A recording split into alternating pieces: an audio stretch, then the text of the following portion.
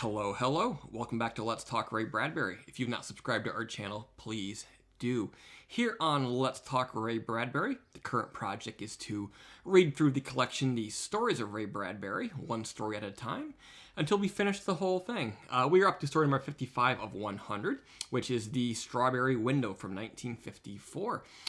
To give you a brief synopsis, Bob, he's having a dream that he's looking through the old stained glass windows on his front door, and he finds himself relatively partial to the strawberry colored window and how it bathes everything in a sort of a delicious, soft pink glow.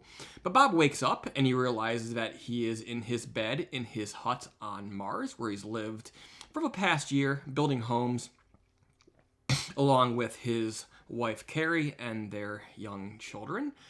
Carrie, she's up, she's awake, she's restless. As she's been prone to do recently, she can be seen taking everything out of the cupboards and the drawers and sort of threatening to put it all in the suitcases and move back to Earth. But she doesn't. She's, by night, when she has time to think about things, she has time to be homesick and to miss their old home on Earth.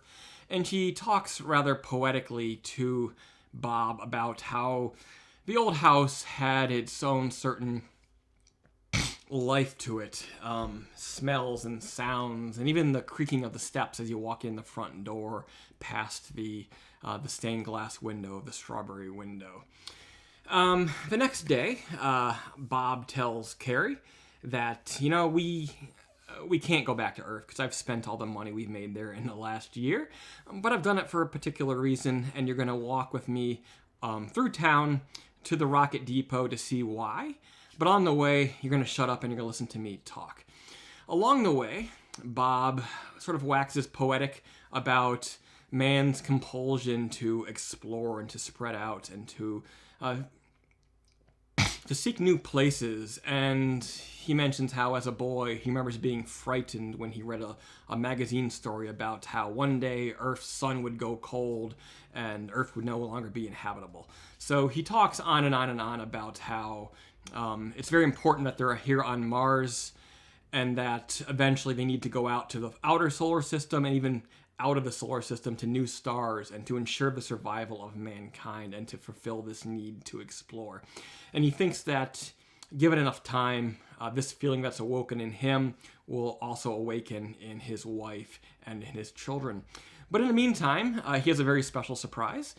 They get to the freight center and they unload a bunch of crates and they haul it out to a place currently on the edge of town, but one day he says this place will be a beautiful street in the middle of town. And so they begin opening the boxes, and he reveals that he is shipping their old home from Earth there, 1 or 2 crates at a time as he can afford it.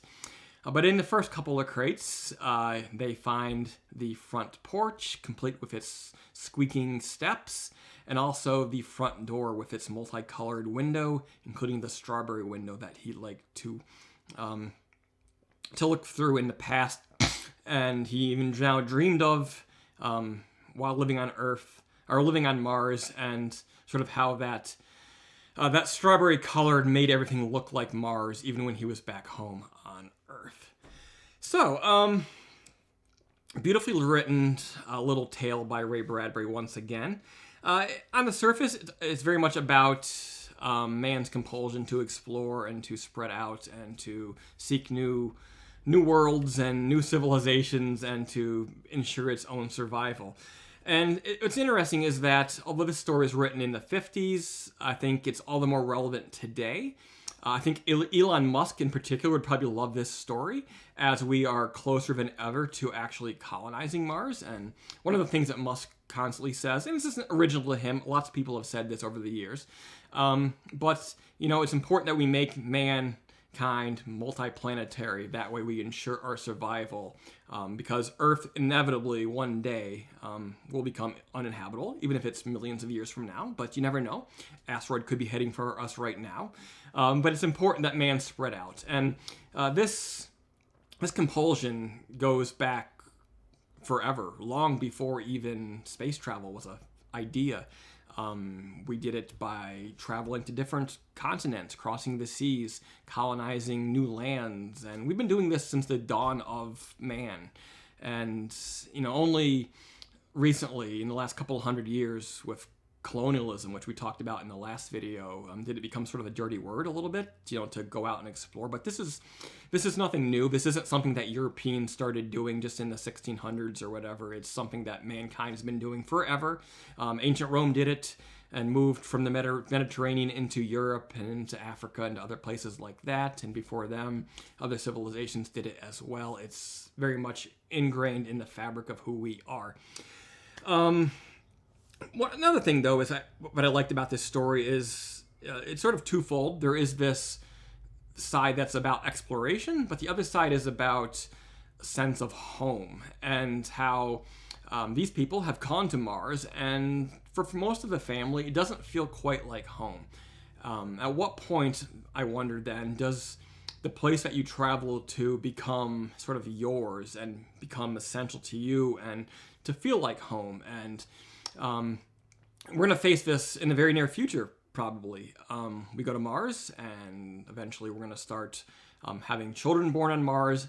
And at what point does Mars, to its inhabitants, become home? When will they feel about Mars the way that these characters feel about Earth?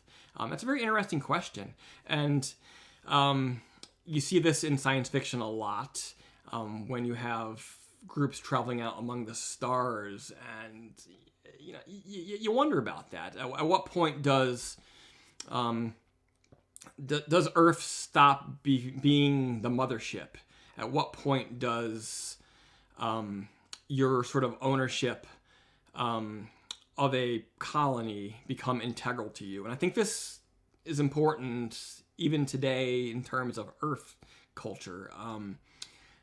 Again, going back to the colonialism thing, we still talk like, people of European ancestry are somehow invaders on North America, but I can't go back to Europe.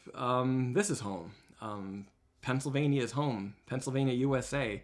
So it's almost useless to constantly look back like that and to sort of incriminate ourselves and blame ourselves and say that we're bad for being here. And because obviously United States, although it didn't exist when the earliest of the Europeans came to North America, now it is the only home that hundreds of millions of people know. And at some point in the way we discuss these things, we have to acknowledge that a little bit better. And yes, there is some reason to be a little bit embarrassed and remorseful of how everything went down, but it's not going to change. And at some point, we all have to become accepting of our new reality. Our new reality as in the last couple hundred years, because this has been going on since the dawn of time. And I don't hear the same conversation happen about, nobody's angry because of the places that ancient Egypt once took over, or the places that ancient Greece and Rome once took over. Like, we look at Alexander the Great and his expansion as being this wonderful thing, but our own expansion in the more recent past is apparently bad. It's a very interesting topic, and we're constantly turning these things into hot topic issues today and part of the culture wars. And it's very interesting because undoubtedly home is home, and it's a very strong feeling for latecomers as well as early comers. So there you go, guys. The Strawberry Window, a few short pages that are far more profound than you would expect. This story came out in 1954, but next time we'll be going back to 1953 to look at Ascent of Sarsaparilla. So be sure to tune in and see what that is all about next time on Let's Talk Ray Bradbury. See you later.